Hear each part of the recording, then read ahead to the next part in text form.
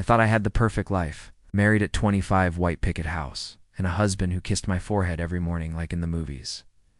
We were trying for a baby. I truly believed he was my forever. Ethan worked in real estate, always out meeting clients, driving across town, working late. I trusted him. He brought flowers home randomly and always called me his girl. I never questioned a thing. Our 3rd anniversary was coming up, so I decided to surprise him at work. I baked his favorite lemon bars and drove downtown. But when I got to his office, the receptionist looked confused. "Ethan doesn't work here anymore," she said. "He left 6 months ago."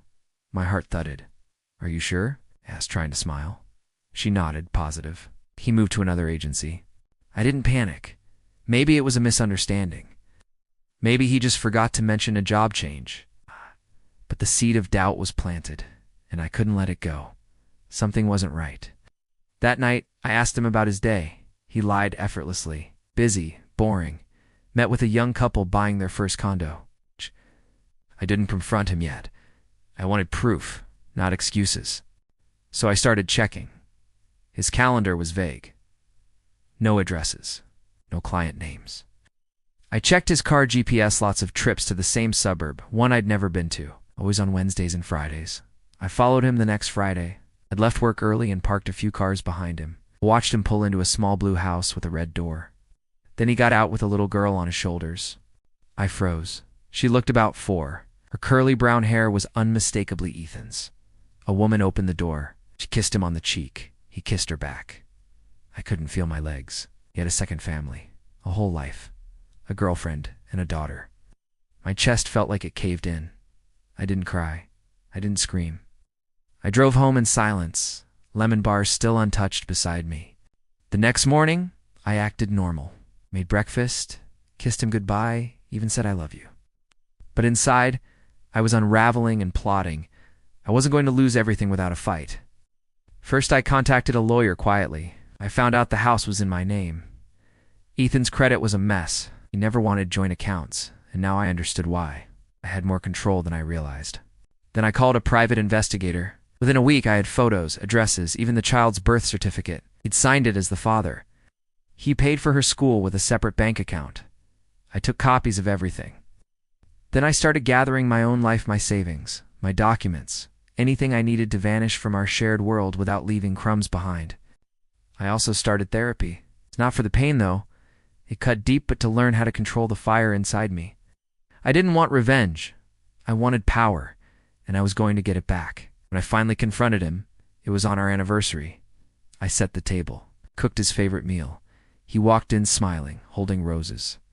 "Happy anniversary," he said. I smiled back. Then I handed him a folder. "This is your daughter's school invoice," I said. His smile dropped. "Your real estate job.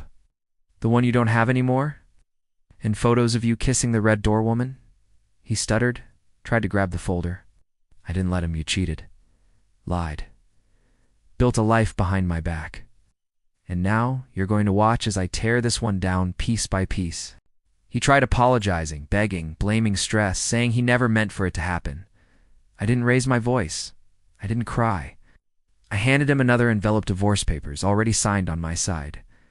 "I'm keeping the house," I said. "You'll receive a notice when you need to move out." He looked stunned. "You can't do this." I looked him in the eye. "Watch me." He left that night silent and pale. No suitcase, no goodbye. Just his keys on the counter and the door slowly clicking shut. I stood there for a moment, breathing in the stillness. The first night alone felt like freedom. I lit a candle, took a long bath, and for once, no one was lying to my face. No fake kisses, no secret phone calls, just me, finally safe in my own home. Word spread fast among our friends. He tried to twist the story, say I overreacted or misunderstood. But I didn't need to say much. The truth leaked out like gasoline on concrete. I didn't lose friends. He did. Even his parents were stunned. His mom called me crying, apologizing. "We had no idea, sweetheart," she said. "We're ashamed of him." I believed her. Turns out, the red door woman thought she was the only one. I reached out, not to attack her, but to talk. She was furious. "He told me you were his crazy ex," she said, shaking. We sat across from each other at a cafe like strangers bound by betrayal.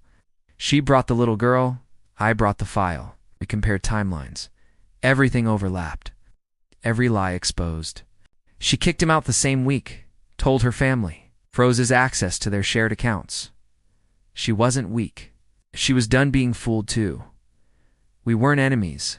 We were his victims. He had nowhere to go. He started emailing me from hotel Wi-Fi, begging for one more chance. I didn't reply. I forwarded the messages to my lawyer. Every desperate plea added to my case. Meanwhile, I was building something better. I started redecorating the house, took down our wedding photos, placed them with art I loved, reclaimed every room he'd ever tainted. I started seeing someone not romantically, just someone kind. Lucas, a contractor I hired to repaint the living room. He respected my space, laughed at my jokes, never pushed too far. He reminded me that good men existed, men who listened, didn't lie, who didn't need to control everything. Slowly, I started to feel human again, whole, even. The divorce finalized in 6 weeks. Clean cut. No alimony. I got the house, the car, and my peace. He got an empty apartment and a reputation that trailed behind like a bad smell. I sent one final message. I'm not angry anymore. I'm just done. You made your choices. Now live with them. I blocked him on everything. That silence was louder than any scream. The woman with the red door, her name's Melissa. We check in on each other now and then. She's moving closer to her parents, trying to start fresh. Her daughter's doing better too. Some nights I still wonder if he ever truly loved either of us or if he just loved being needed, loved being the center. The actor in 2 plays where he wrote every line until the curtains fell. But I don't dwell. I've started dating again, slowly, carefully. I learned how to spot red flags and, more importantly, how to walk away the first time someone shows one. Lucas and I went for coffee last week, nothing big, but just 2 people talking about life, laughing a little, healing out loud. I don't know what the future holds, but I know I'll never lose myself again. What Ethan never understood is this. I wasn't just his wife, I was a whole person. A woman who bent until she snapped, then rebuilt herself stronger. He thought he broke me, just set me free.